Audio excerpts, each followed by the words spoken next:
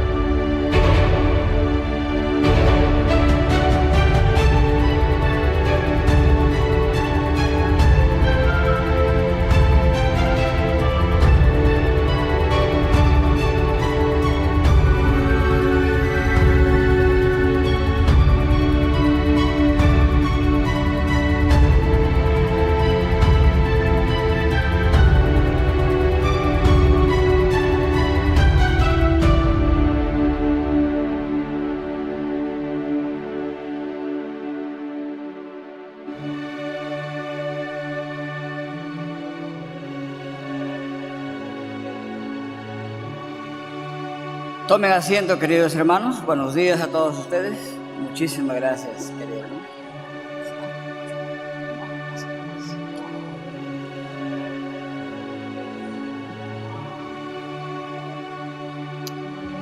Vamos a esperar que algunos todavía están pasando, acomodándose. Pasen, hermanos, los que están afuera y vayan acomodándose adelante. Hay bastantes sitios.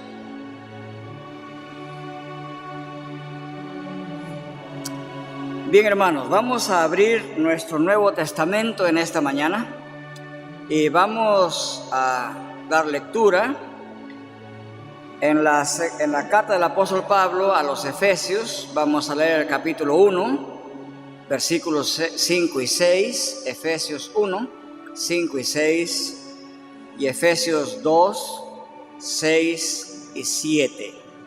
Efesios 1, 5 y 6, y Efesios 2, 6 y 7. Así es como dice la palabra de Dios en esta mañana.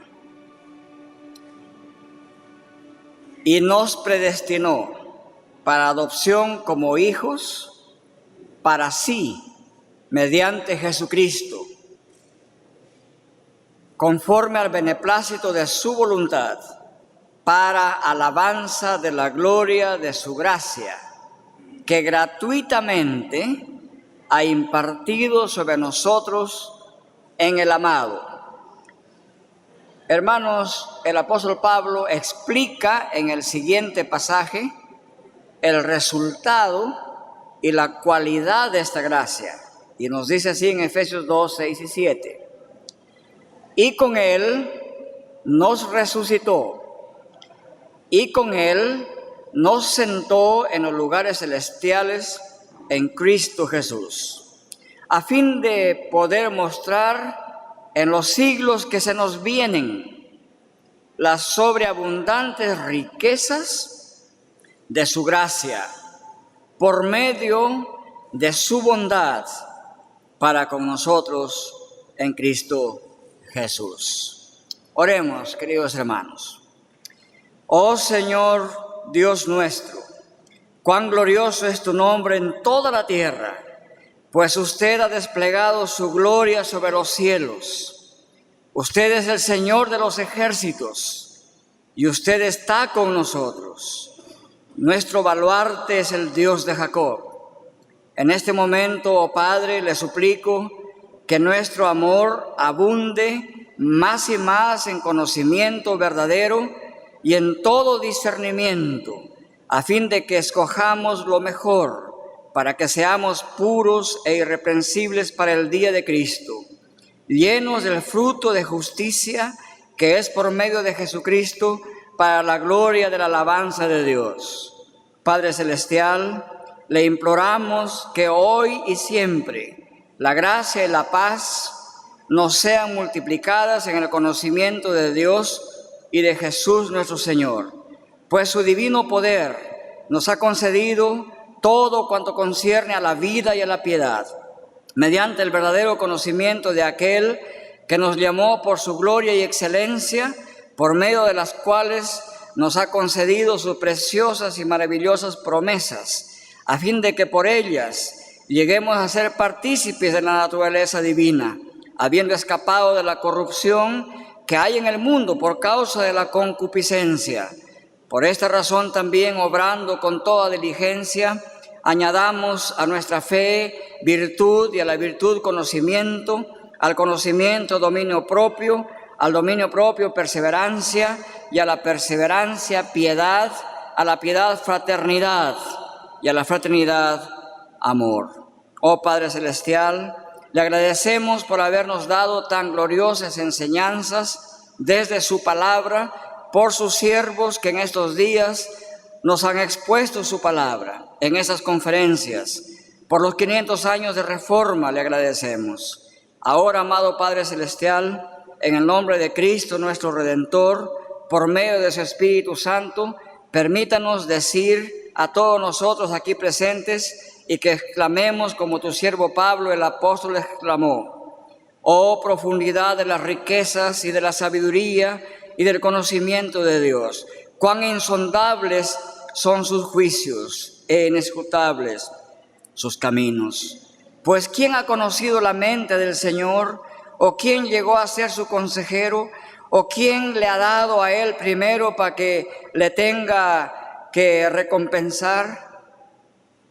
Por lo tanto, al Rey eterno, inmortal, invisible, al único Dios, a Él sea honor y gloria por los siglos de los siglos, porque de Él, por Él y para Él son todas las cosas. A Él sea la gloria para siempre. Amén.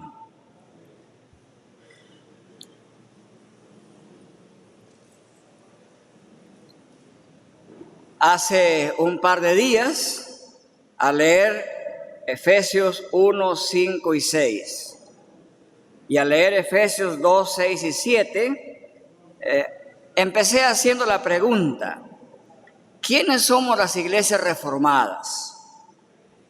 Y noten que no digo qué son, porque las iglesias reformadas no son cosas. ¿Quiénes somos las iglesias reformadas? Y al explicar estos pasajes, para iluminar la idea y las nociones de lo que debemos hacer para darle continuidad a la reforma, afirmaba que las iglesias reformadas somos la iglesia de los salvados por la sola gratia. Y por ello también estamos con Cristo en los lugares celestiales. Es una iglesia que ya está en los lugares celestiales, aunque todavía no plena y consumadamente. Por medio de esta tan magnificente salvación en Cristo, por Él, estamos en la presencia de Dios para manifestar a los siglos venideros la gloria de su gracia. Esto es la iglesia reformada y para eso existe, para manifestar la gloria de la gracia de Dios. Aparte de ese propósito ontológicamente dado por Dios, todo el resto de propósitos tienen valor secundario ante la presencia de Dios. También hace 2 días dijimos que ser una iglesia reformada entonces es ser y creer y vivir para la gloria de Dios. Sin ese derrotero, la iglesia reformada pierde su sentido y sería una iglesia más en el mundo.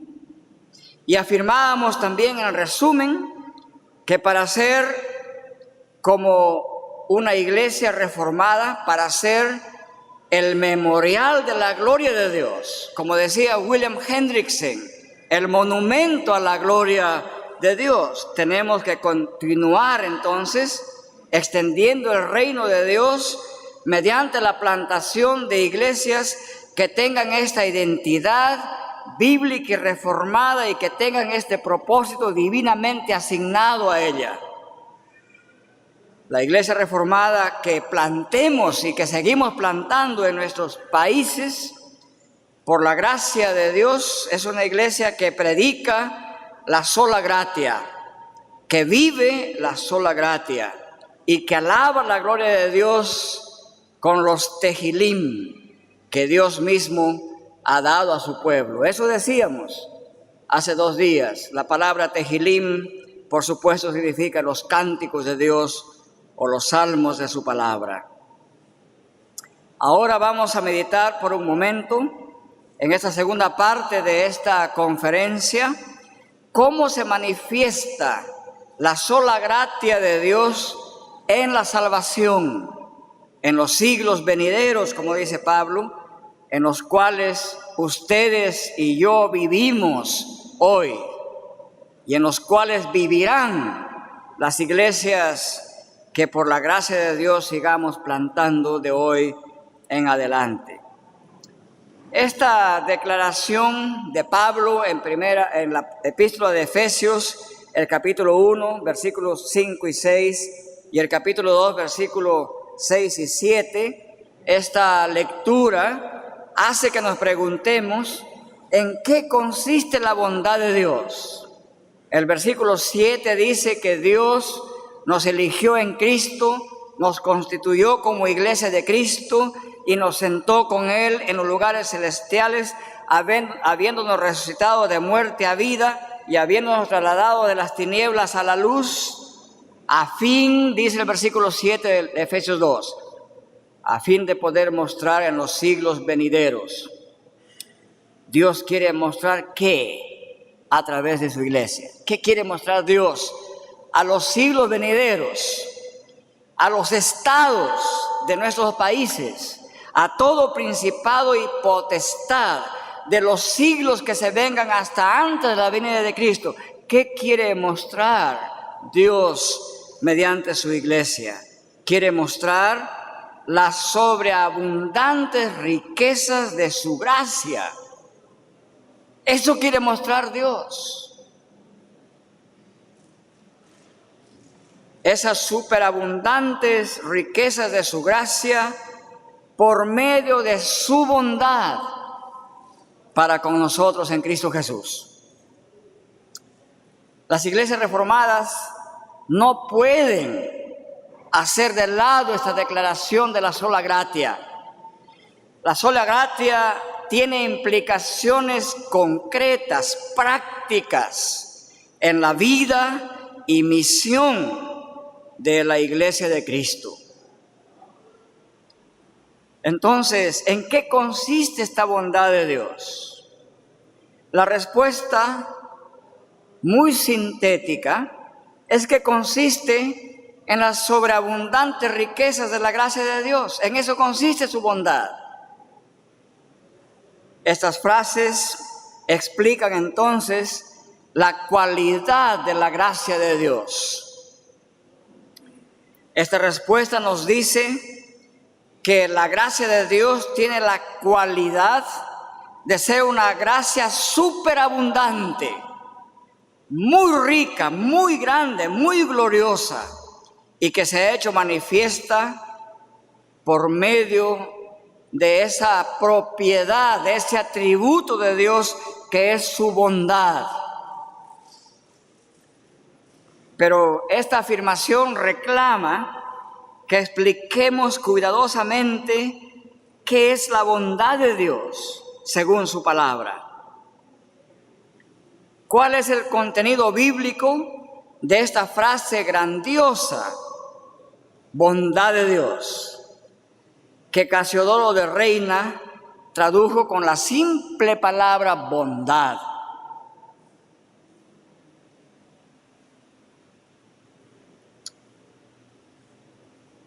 Pablo usó la expresión griega en el Nuevo Testamento, en este pasaje del capítulo 2 y versículo 7, para que en los siglos venideros manifieste las sobreabundantes riquezas de su gracia por medio de su autou Christoteti.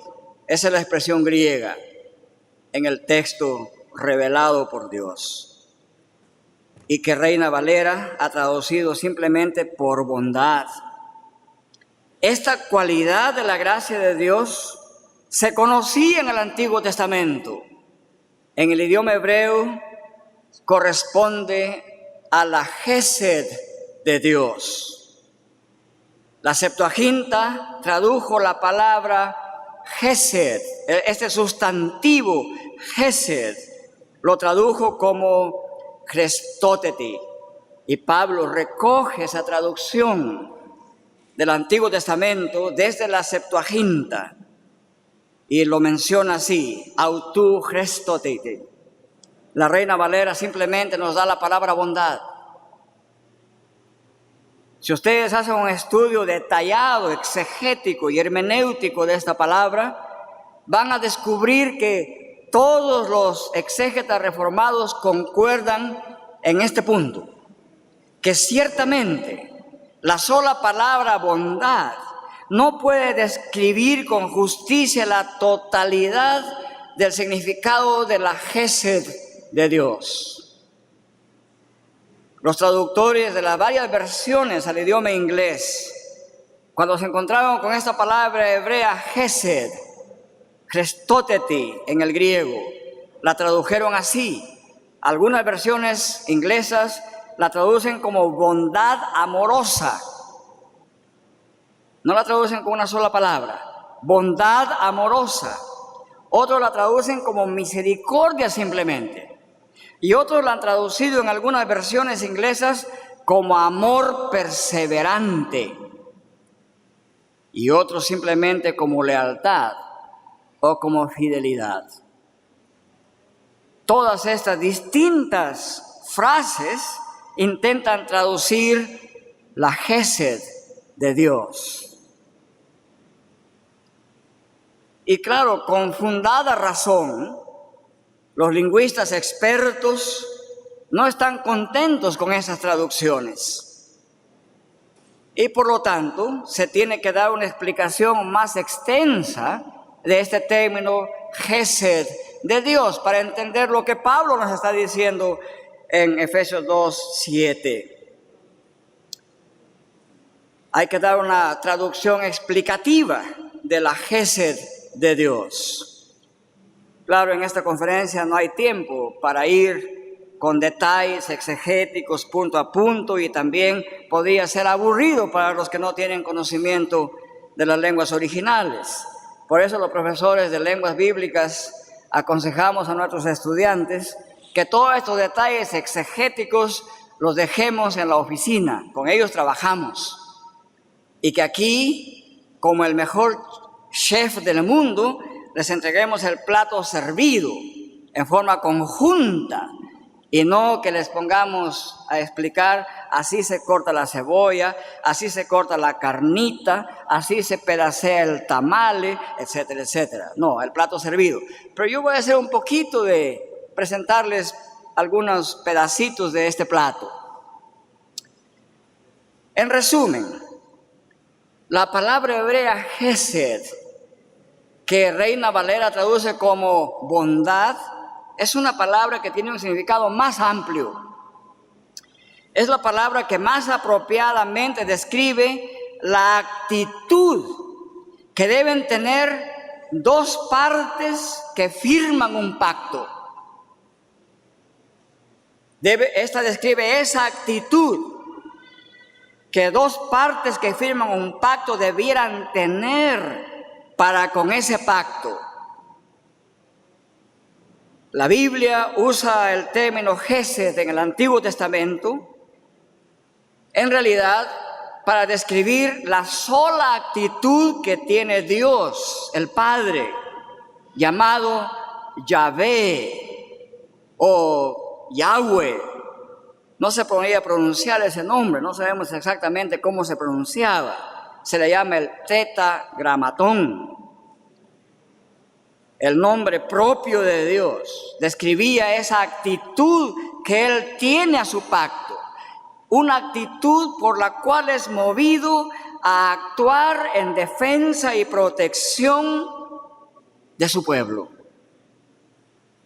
Una actitud de fidelidad eterna a ese pacto, actitud tal que aunque el pueblo haya pecado y sea malo y trate de interponerse, sobreponiéndose sobre eso, en su característica de Gesed, el Dios soberano elimina todo obstáculo y se acerca y declara que aunque Israel sea fiel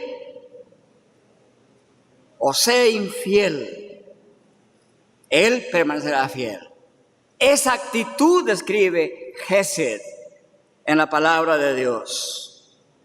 Es la actitud que describe una persistencia perseverante en el tiempo. Es una actitud que expresa firmeza completa y plena y permanente y confiable. Es la actitud que expresa un amor que tiene la garantía de que no variará, que no cambiará, como el nuestro. Esta es la clase del amor de Dios que rehúsa a lavarse las manos cuando ve a su pueblo manchado de pecado. Es el amor que mueve la mente y la mano de gracia de parte de nuestro Dios. A pesar de nuestras fallas, a pesar de no ser merecedores, a pesar de estar manchados y ser trapos de inmundicia, el corazón del Padre en su atributo de Gesed nos extiende su mano de misericordia a tal punto que el cantor de Israel pueda decir: Él me ha sacado del hondo lodazal y ha puesto mi pie sobre piedra. Todo eso está descrito y empaquetado como si fuera en el término la Gesed de Dios. Entonces, este significado esencial de la Gesed de Dios explica su pasión por la santa rectitud de su pueblo. Esto también explica en la historia de la vida de Israel en relación con Dios esa actitud de Dios de ser Él el que inicia la búsqueda de su pueblo. Esta Gesed de Dios estuvo en el corazón y la mente de Cristo. Cuando se le perdió esa ovejita en el relato, y Él se va y la busca y la encuentra, y cuando la encuentra, esa ovejita está herida, perniquebrada, maltrecha, y la toma en sus brazos y la reintegra al redil de Cristo. Ahora bien, ya saben ustedes cuán profundo es el significado de este término Gesed, Christoteti, que se ha traducido con la palabra bondad. Ahora ustedes pueden entender qué es esa bondad de Dios. Entonces Pablo afirma en Efesios 2:7 que el propósito de Dios, al haber salvado por su sola gracia, ese solo que la Reforma levantó como uno de los estandartes de la verdad. El propósito de Dios al hacer eso fue mostrar a las edades, a las épocas que transitan para adelante hasta que Cristo venga, para mostrar la sobreabundante riqueza de su gracia por medio de su Gesed, amor misericordioso, leal, permanente, inmutable, para con nosotros en Cristo Jesús. Entonces, la Gesed de Dios, esa bondad explicada de esta manera, expresa esas riquezas. Traducido el término en toda su riqueza, podemos visualizar lo que significa la riqueza de su gracia.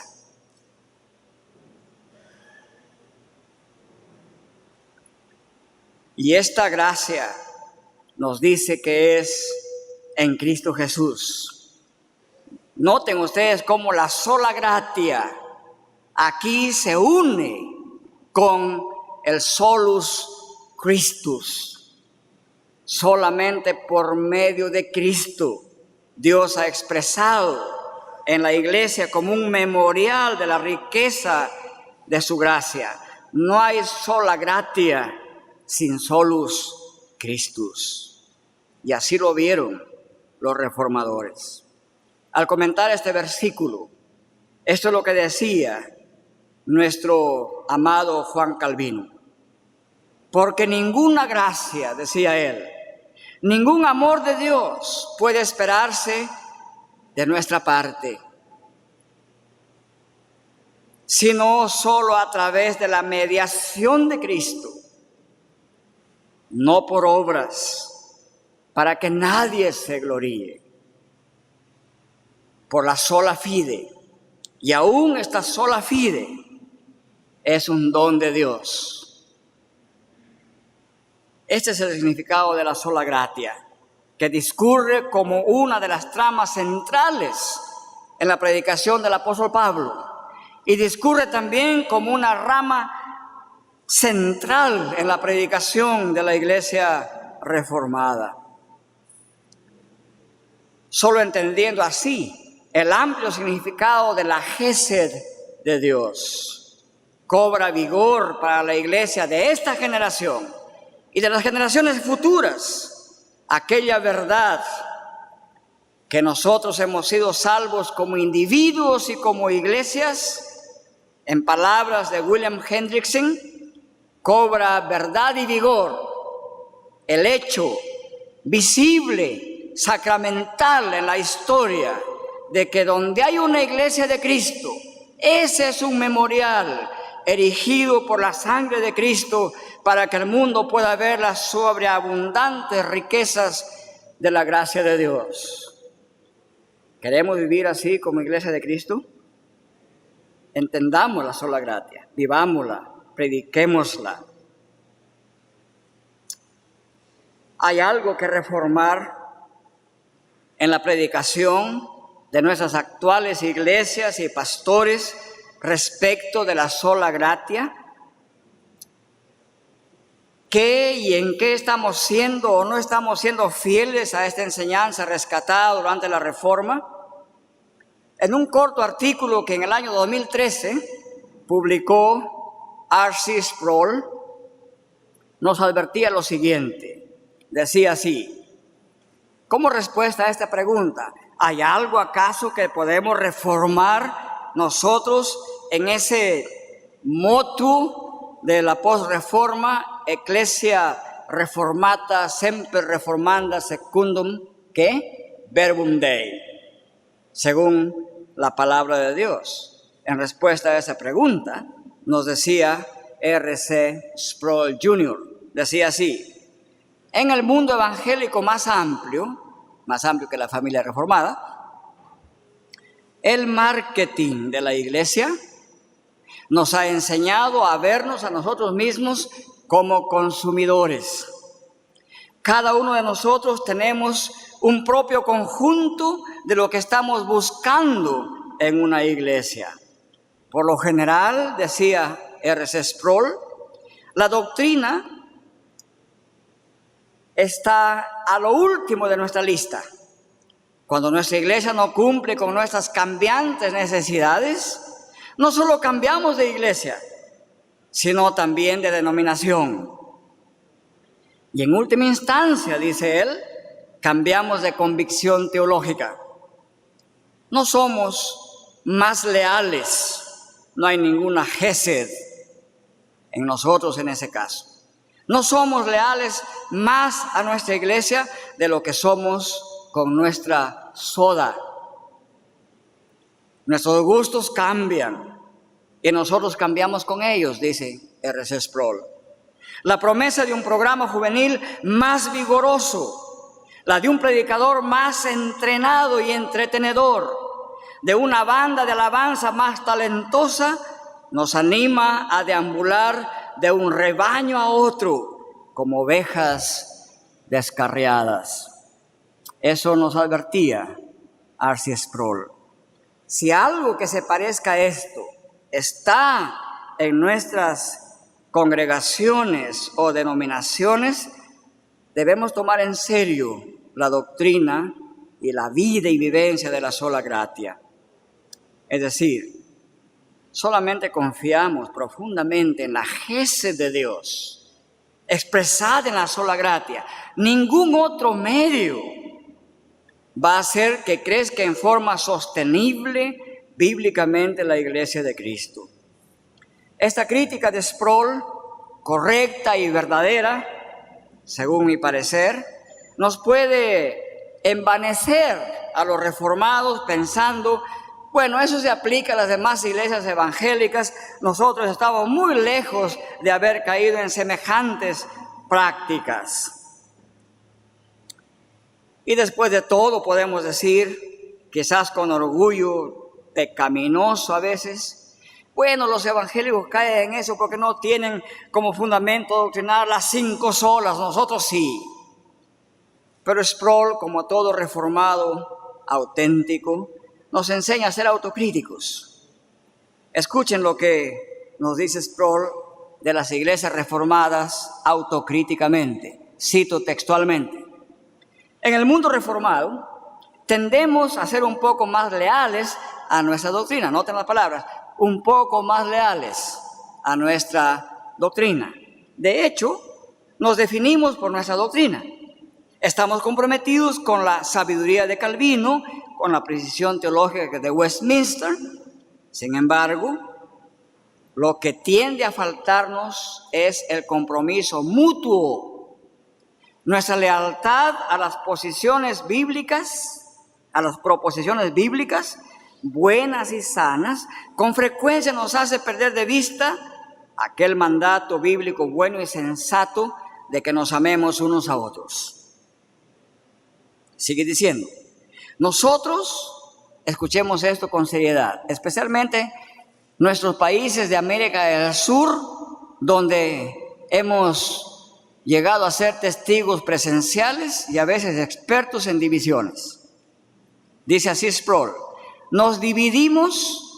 nosotros dividimos nuestras iglesias y rompemos nuestras relaciones consideramos cuestiones teológicas vitales, pero con mucha frecuencia solo se trata de simples diferencias personales.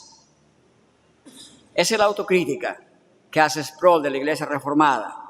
Sproul no podía ser más claro en describir el estado de varias de nuestras iglesias reformadas en el mundo entero y particularmente en nuestra América Latina y el Caribe.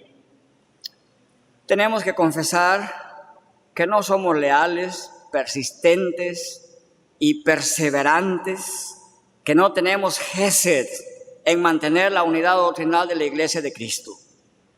Tenemos que confesar que en muchos casos no hemos tenido ese amor que corresponda al corazón de Dios, a la gesed de Dios, que a pesar de lo que somos, Pablo puede testificar de esa gesed de Dios en Cristo. Y aun cuando éramos pecadores, Cristo murió por nosotros. El amor leal de la calidad de la gesed de Dios no ve a la iglesia como proveedora de entrenamiento o de servicios divertidos religiosos. La gesed de Dios no ve a la iglesia como la que ofrece remedios mágicos para nuestros problemas emocionales. Más bien, ve a la iglesia como la novia de Cristo, como su cuerpo, que separado de Él nada puede hacer. El amor de Dios es aquel que ama a su pueblo, lo regenera, lo restaura, lo santifica, lo edifica para que vaya constituyéndose a ser el templo santo y morada del Espíritu de Dios. Es aquel amor que ama de manera única y en algo los reformados debemos tener ese afecto unos por otros. Y debemos expresar el amor por el prójimo, que aunque le prediquemos la palabra de Dios, que es más cortante que toda espada de dos filos, aún así podamos predicar la ley y la condena con los gemidos y lágrimas de la sola gratia. Predicamos la sola escritura en el contexto de la sola gratia expresada con la gesed de Dios. Creo que de esta asamblea de la CLIR, en este contexto de celebrar 500 años de un memorial de la Reforma, de esa obra providencial de Dios en la purificación de su iglesia, no solamente nos toca recordar la obra maravillosa de Dios a través de los reformadores, debemos comprometernos con una declaración que hemos empezado a construir el día de hoy en la Asamblea de CLIR. En una declaración pactual para mantener, fortalecer y avanzar la plantación de iglesias reformadas con identidad en las 5 solas y su vivencia desde el principio. No debemos tener miedo de atarnos pactualmente, a apoyarnos mutuamente a ello, a llamarnos la atención mutua, a animarnos al amor y a las buenas obras, y a animarnos cuando una de nuestras iglesias hermanas atraviesa los dolores de la posible división. Si no están en juego las doctrinas esenciales de nuestras confesiones, si no están en juego el honor de Cristo y de su iglesia, entonces ayudémonos los unos a los otros a sostener y hacer flamear el estandarte de la unidad sobre la base de Cristo como piedra angular y de la doctrina de los apóstoles y profetas como sustento eterno. Frente a tantas declaraciones que hay en el mundo en estos 500 años de la Reforma, muchas de ellas vagas, imprecisas y con frecuencia contemporizadoras y contradictorias. Y frente a aquellas acusaciones que en estos años, hasta el día de hoy, se vienen haciendo contra la Reforma. Por ejemplo, aquellas acusaciones de Gregory, Popkins, Smith y Berman, que dicen que la consecuencia más visible de la Reforma ha sido el cisma, o que el griego le llama el splagma, el cisma, la secularización, el escepticismo y un penetrante pluralismo interpretativo. De eso se nos acusa a las iglesias reformadas y a la propia Reforma por los intelectuales liberales que he mencionado.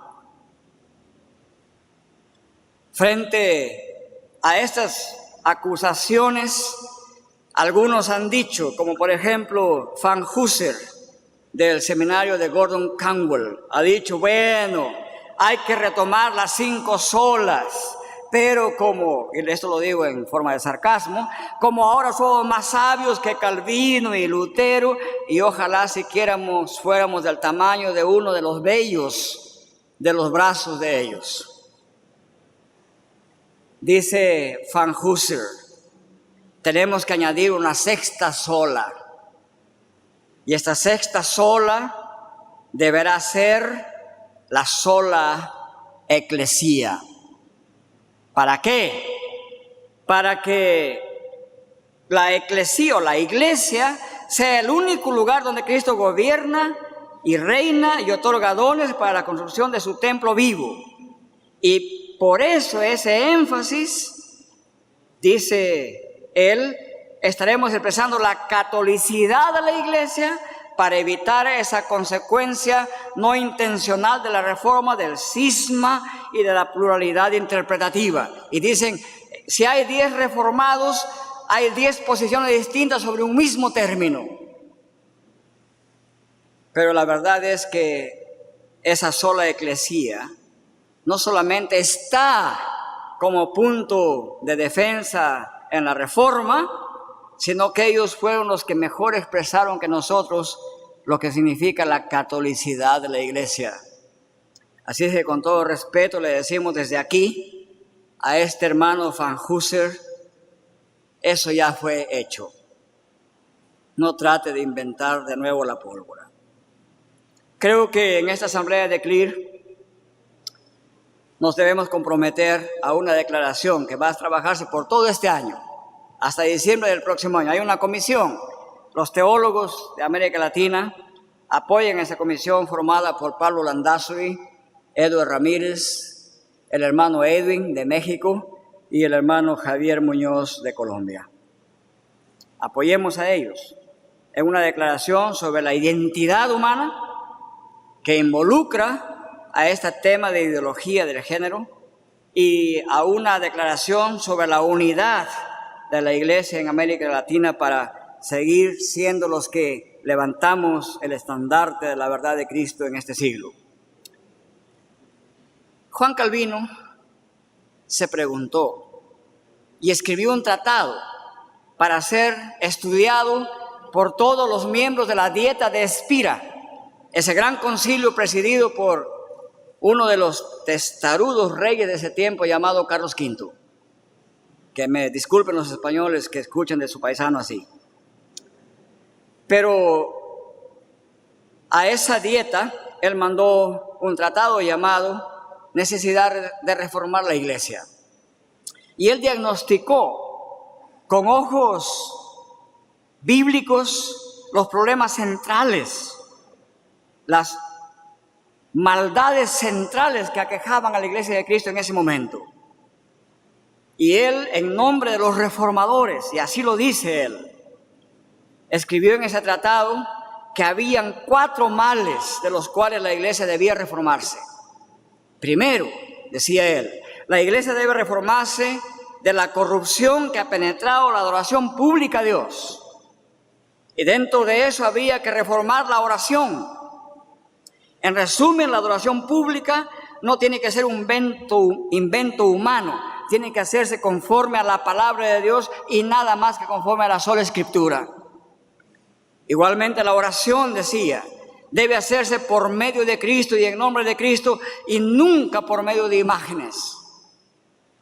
Esa era la primera reforma que él defendió y promovió e hizo. Y la segunda reforma era la reforma sobre el uso de los sacramentos como medios de gracia y que deben estar permeados por la simple institución bíblica y no por ceremonias paganas y antibíblicas, decía él, y las describe una por una. El tercer aspecto que debía reformarse era de la corrupción de la doctrina acerca del origen de la salvación. Por sola gratia, por sola fide, por solus Christus, y no por las obras supuestamente meritorias del perdido ser humano. Y en cuarto lugar, planteaba él que necesita la Iglesia reformarse en cuanto a su gobierno, que debía dejarse de lado la tiranía episcopal y en su lugar que los presbíteros en paridad vuelvan al gobierno de la Iglesia de Cristo. Planteaba que hay que reformar el oficio del pastor y declaró sin ningún ahorro de palabras que obispos y abades y pastores en ese tiempo eran gente vaga y ociosa y licenciosa que en lugar de pastorear la grey paraban en glotonerías en los palacios y que uno de ellos pastoreaba 5 iglesias a la cual ni una visitaba en el año y que debía ponerse pastores que sean ejemplos de piedad predicando la sola palabra de Dios en sus parroquias. Parece que está hablando. Bueno, nosotros los latinoamericanos no tenemos ese problema, ¿verdad? Aquí todos los pastores son trabajo duro, ejemplar, ¿verdad? No sé, ustedes tendrán la respuesta mirando sus propias iglesias y sus propias conciencias. Hermanos, la falla central de la iglesia medieval y también de la iglesia del Antiguo Testamento, descrita en el Salmo 81, fue el no escuchar ni obedecer la palabra de Dios. De este pecado se deriva todo el resto de descalabro en la iglesia de Cristo. Y esta fue también la falla central en la mayoría de iglesias que nos llamamos cristianos, la falta de conocimiento y obediencia y oír obedientemente esa palabra de Dios. Por eso es que el conocimiento, la proclamación y la práctica de la Sagrada Escritura, sola Escritura, también es el remedio más eficaz para reformar las iglesias, aún dentro de la familia reformada. No debemos perder la fe que Dios hará que su palabra predicada y vivida jamás volverá vacía. En este siglo, ¿tenemos algo que reformar nosotros? Calvino lo hizo en su tiempo y planteó cuáles eran los problemas centrales. ¿Tendremos nosotros las agallas de ellos, de los reformados, para hacer algo parecido? En la Universidad de Edimburgo, en ese país de Escocia llamado el País de Knox, la efigie de Knox está adentro en la Facultad de Teología de esa universidad y está puesto a la entrada, como enfrentando a cada uno que entra, está de frente a los que entran en esta posición. Y algunos presbiterianos críticos de la debacle de la Iglesia Presbiteriana Nacional de Escocia dicen que Juan Knox está en esa posición porque está diciendo: fuera de aquí todos los que meten herejía en la Iglesia de Cristo. Es que admiramos a los reformadores, pero pocas veces oramos que nos dé un corazón y las agallas que ellos tuvieron para reformar la iglesia, con fe en la protección de Dios. ¿Hay algo que reformar en nuestro siglo? En este siglo, un querido hermano, Juan Montgomery Boyce, ha propuesto que hay 5 reformas, 5 cosas que debemos urgentemente reformar. Algunas de ellas se aplican a nosotros. La primera cosa de que hay que reformar la iglesia es la siguiente: tenemos que reformar la iglesia de esa búsqueda que tiene por la sabiduría del mundo para ser aplicado en la administración y crecimiento eclesiástico, en vez de mantenerse con una profunda gesed de la palabra de Dios, lealtad a la palabra de Dios. Esto se ve cuando los predicadores ya no creen en la suficiencia de la palabra de Dios ni del Evangelio de Cristo. Ya creen que no es suficiente para ganar almas. Entonces usamos y modelamos sermones que respondan solamente a necesidades emocionales, sentidas, circunstanciales de nuestros hermanos. No debemos dejar de lado eso, por supuesto, pero eso no puede ser el todo de nuestra proclamación. La adoración se convierte en entretenimiento y hay congregaciones en el mundo que toda la adoración es unos 7 minutos para la palabra y 3 horas para otras cosas. Una iglesia así no puede pretender que crea en la sola Escritura, ni en la sola gratia, ni en la sola fide, ni en el solo Christus, y menos en el solo Deo Gloria.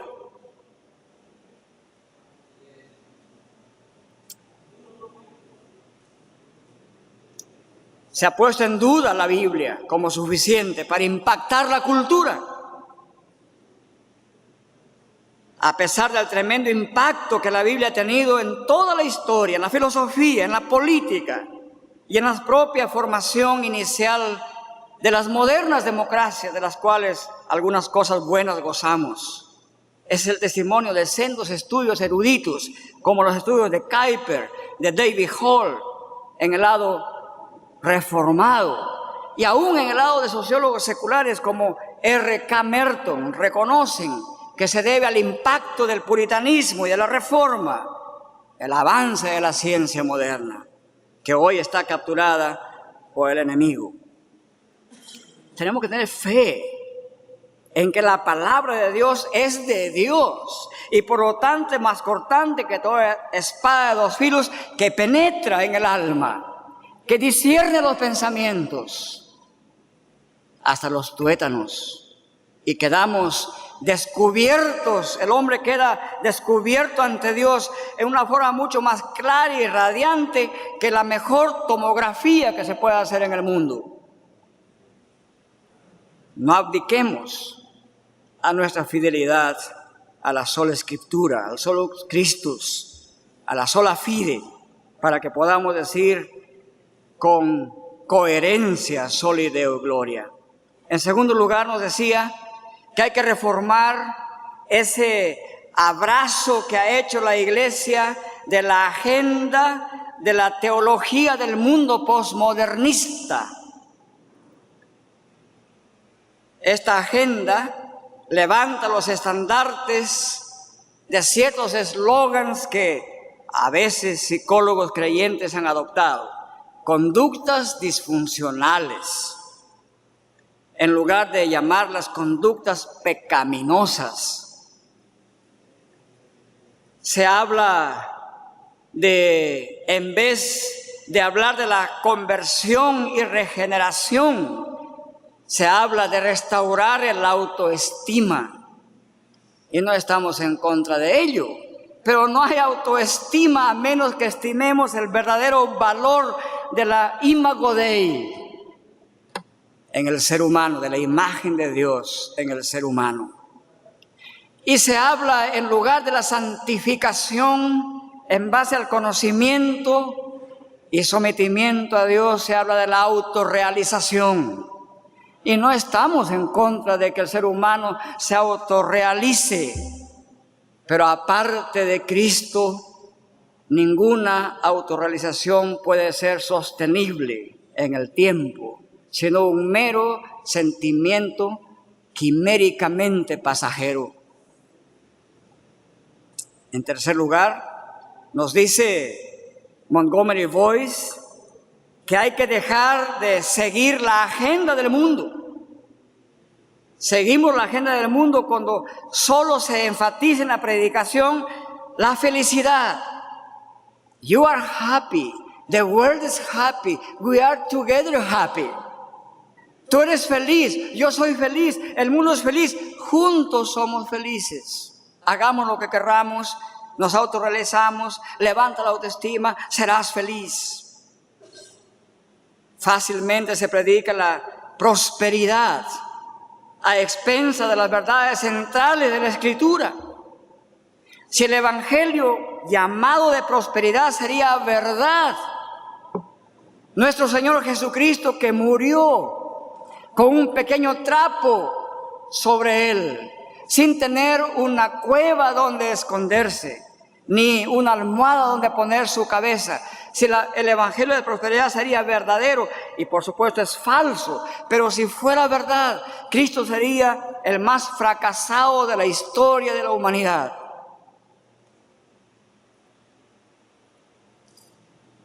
Si no podemos decir más, solo por eso declararemos que esa prédica constante de la prosperidad que está barriendo áreas enteras de América Latina es una predicación falsa y malvada, y hay que condenarla en el nombre de Cristo.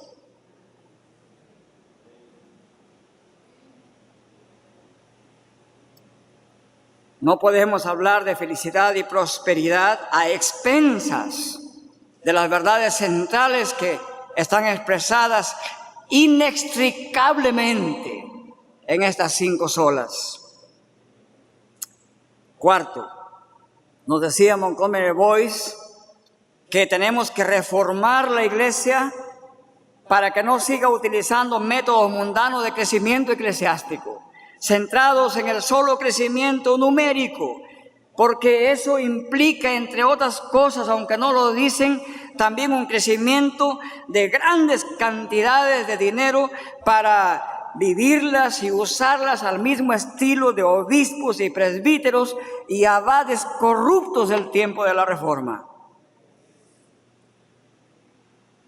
Dejamos esos métodos mundanos de crecimiento cuando la predicación se centra en lo que Dios quiere que el pueblo escuche y no en aquello que solamente al pueblo le gusta oír. En lugar de proclamar la antítesis entre Dios y el mundo, en lugar de declarar que el binarismo es la ontología divina claramente explicada en las Escrituras, se adoptan los eslogans posmodernos diciendo, pero podemos relativizar las dualidades y podemos ser inclusivistas y podemos vivir amigablemente con Dios y con el diablo, con el pecado y con el mundo. Nada más falso que eso.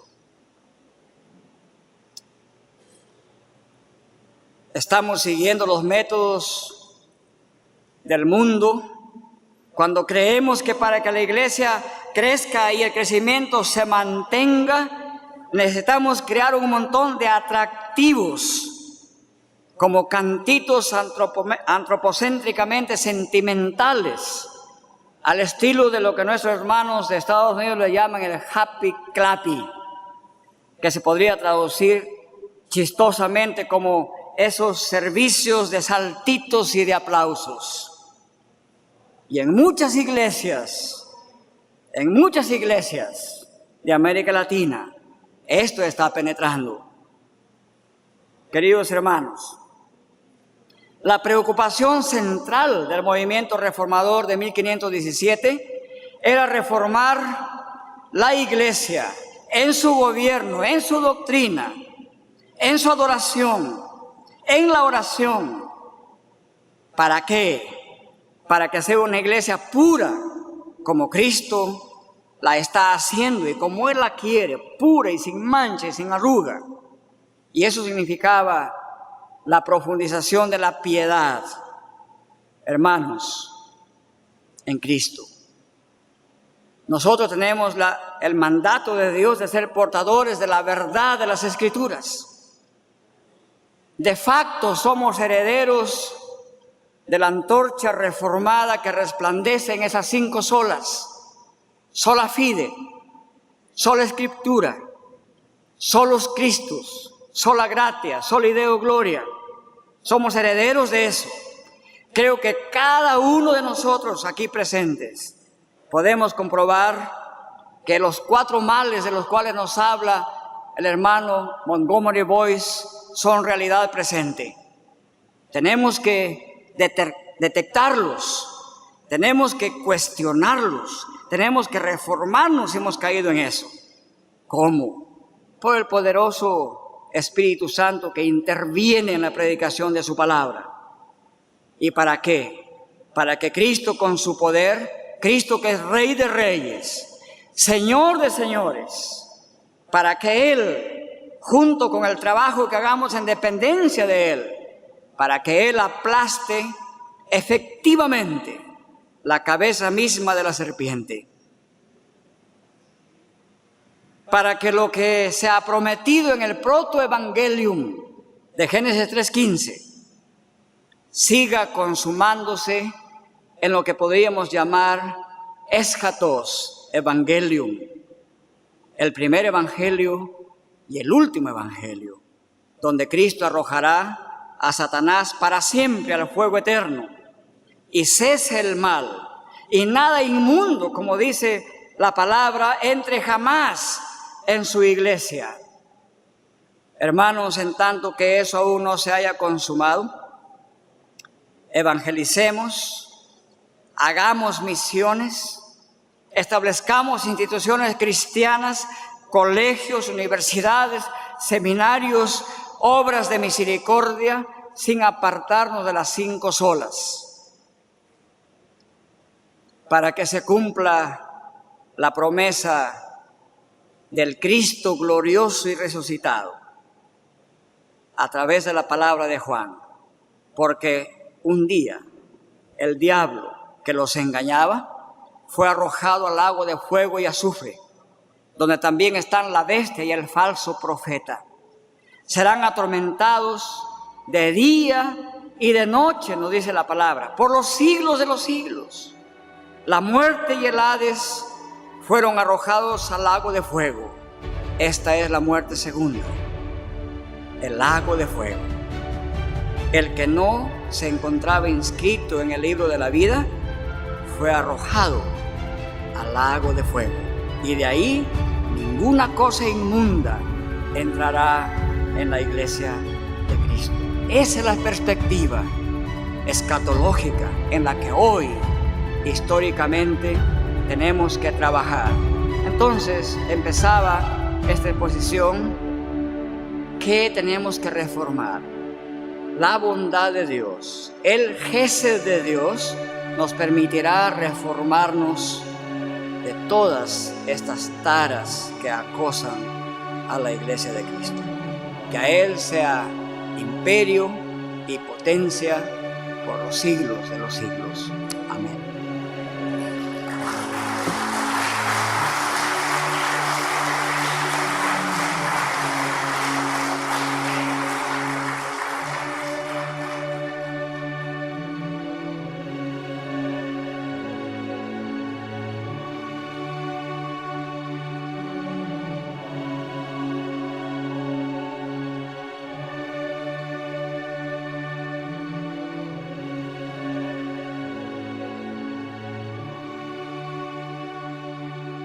Ecclesia reformata, semper reformanda.